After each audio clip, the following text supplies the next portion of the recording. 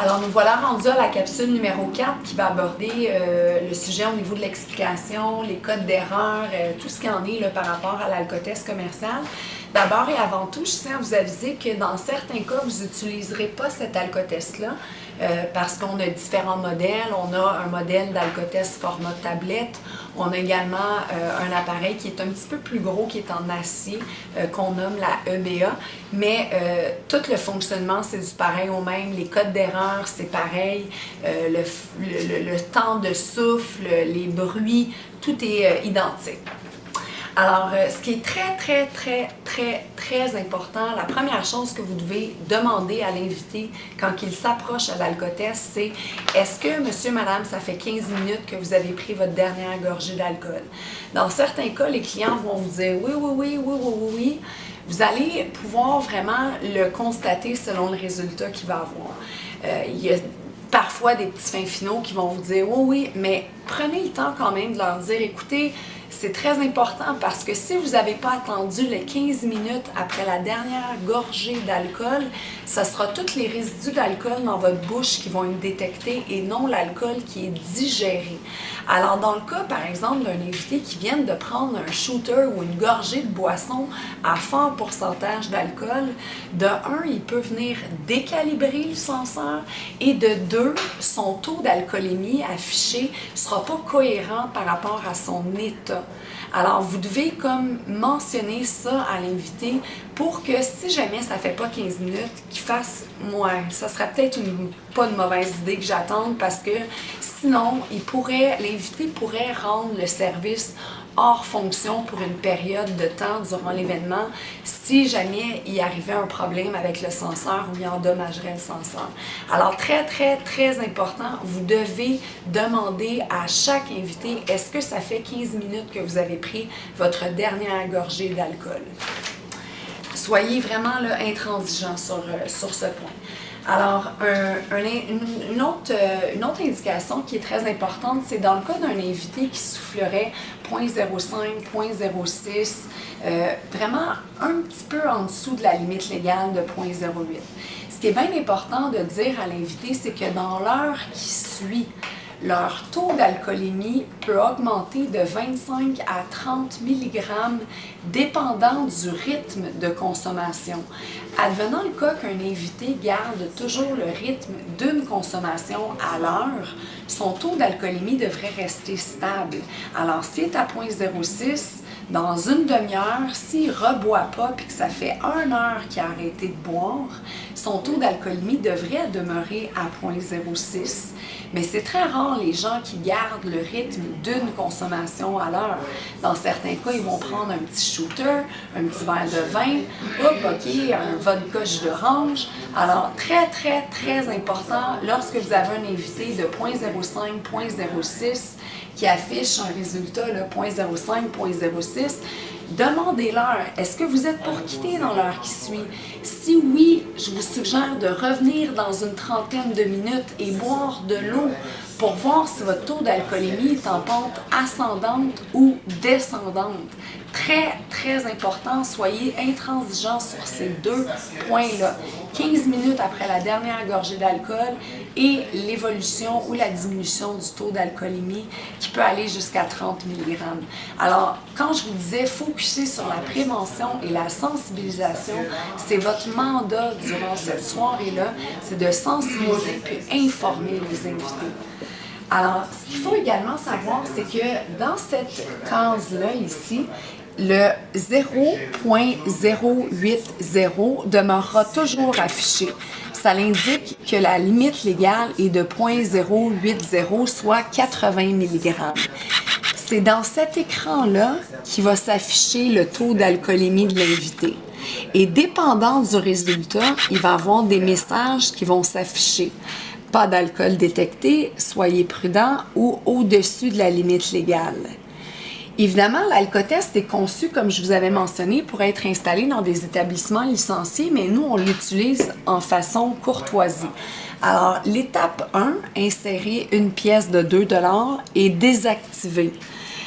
de test en test, l'appareil se nettoie, le senseur se nettoie par lui-même et l'alcotest se remet prête à faire un test suite à ce que vous ayez fait passer un test d'alcoolémie à un premier invité. Alors, pas besoin de rien faire, le senseur se nettoie par lui-même et se remet à l'étape 3 qui dit souffler fort pendant 7 secondes. Ce qu'il faut savoir, c'est que l'alcotest a un seuil de détection maximal de 350 mg d'alcool. 350 mg d'alcool, un invité qui soufflerait un résultat de 300 mg, vous devez vous en convenir que soit l'invité est vraiment saoul, fiez-vous à son état de ce que vous voyez, mais en règle générale, ça va vouloir dire que l'invité n'a pas respecté le délai de 15 minutes. Ce que je vais vous inviter à faire, c'est que vous allez attendre que l'invité recule. Quand l'alcotest se remet à l'étape 3, vous, en étant à jeun, parce que c'est très important, vous devez être à jeun le soir des événements. En étant à jeun, vous allez vous permettre de faire un test. Vous allez voir suite à votre test, il risque d'avoir un milligramme qui va s'afficher, un taux d'alcoolémie qui va s'afficher. Ça va indiquer qu'il y a des résidus d'alcool ou de la salive qui s'est infiltrée sur le senseur. Alors, en étant à jeun, vous allez souffler de façon consécutive jusqu'à temps que vous tombiez à 0 mg, jusqu'à temps que dans cet écran-là, il n'y ait aucun milligramme d'alcool de détecté. Cela indiquera que vous avez suffisamment évacué les résidus qui se seraient logés sur le senseur. Alors, c'est très important. Si un invité affiche un résultat, mettons High, H-I, High, ça veut dire qu'on a dépensé le 355 mg. Alors encore là, ça indique que l'invité n'a pas respecté le délai. Vous n'avez pas une boule de cristal, vous ne pouvez pas le deviner, je suis bien consciente de ça, mais en étant à jeun, vous devez souffler jusqu'à temps que l'appareil affiche 0. Alors, tous les tests d'alcoolémie nécessitent 1,5 litre d'air.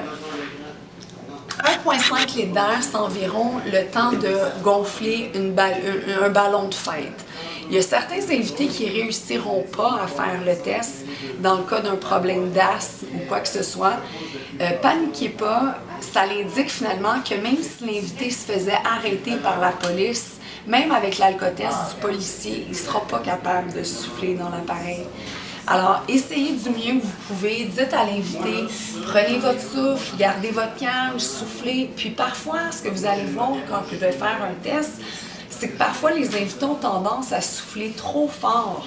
C'est pas nécessaire de souffler trop fort, on doit juste souffler assez pour dire que le capteur d'air est en fonction et que le test est en fonction. Vous allez entendre les bruits, vous allez comprendre ce que je veux dire. Alors, ça prend environ une trentaine de secondes avant que l'alcotest se nettoie et soit prête à faire un deuxième test. Ce qui veut dire que vous allez faire environ l'équivalent de 2 tests à la minute.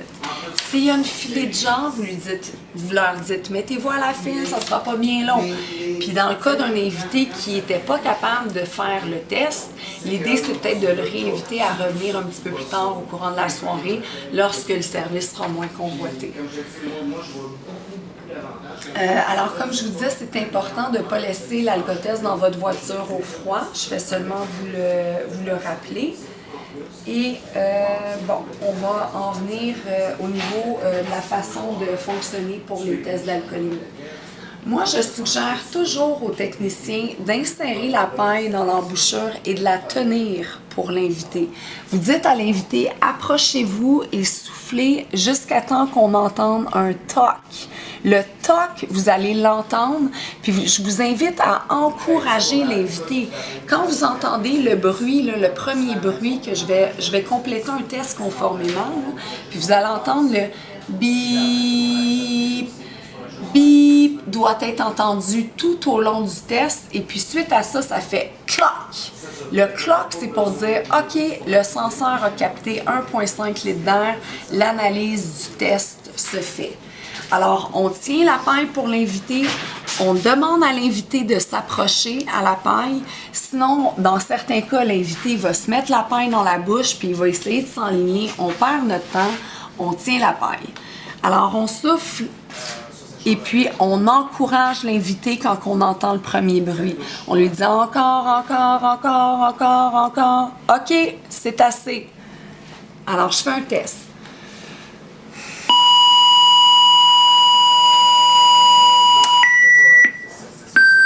Alors, vous voyez, la détection se fait très rapidement. Ici, on a le résultat 0.000. Dans le cas où est-ce qu'un invité sera à 0.08, ça serait indiqué tel que ce l'est dans le premier écran ici. Donc, on a 3 décimales après le chiffre pour une meilleure précision.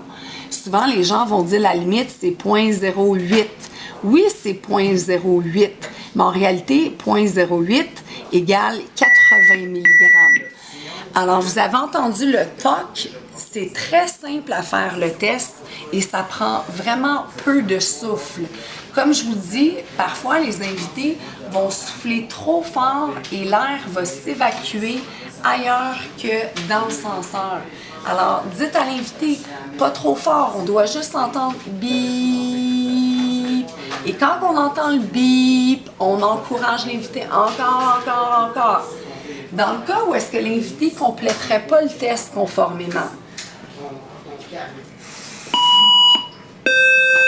le second bruit qu'on a entendu, le bip, ça l'indique que le test ne s'est pas complété. Alors, la machine revient à l'étape 2 et revient automatiquement à l'étape 3 pour permettre à l'invité de refaire un second test. Alors, c'est très simple. Honnêtement, je vous inviterai, quand vous allez recevoir le matériel, à vous familiariser avec l'appareil. Alors, branchez-la, essayez-la lorsque vous l'aurez reçu. L'idéal, c'est de l'essayer. Comme ça, si vous avez des questions avant d'être sur le lieu de l'événement, vous pouvez m'appeler ou m'écrire un message texte ou m'écrire un